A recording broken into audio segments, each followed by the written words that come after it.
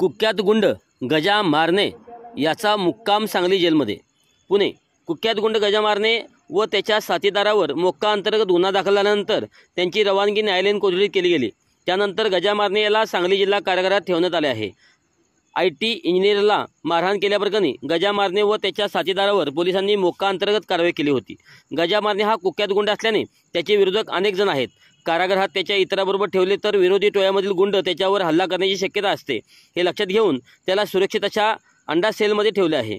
न्यायालयाने गजा मारणे याला न्यायालयीन कोठडी मंजूर केल्यानंतर पोलिसांनी त्याला येरवडा कारागृहातून नेले होते, परंतु तेथे अंडा सेलमध्ये जागा नसल्याने आढळून आले।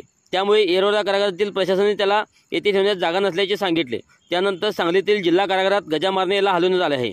सध्या गजा मारणे याचा जिल्हा कारागृहात मुक्काम आहे। सराईत गुन्हेगार किंवा MPD खाली स्थानबद्ध केलेल्या गुन्हेगारांना त्याच शहरातील कारागृहात ठेवले तर त्यांना भेटायला त्याचे सादर येतात। तुरुंगाच्या नियमानुसार जवळच्या नातेवाईकांना कैद्यांना भेटायची सवलत द्यावी लागते। अशा भेटीतून हे गुन्हेगार आपले निरोप संबंधितांना पाठवत असल्याचे यापूर्वी उघड झाले आहे।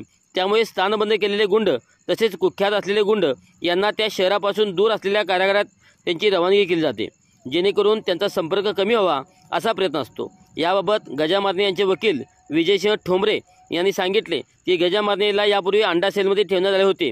येरवडा कारागृहात जागा नसल्याने सांगली जिल्हा कारागृहात ठेवण्यात आले आहे।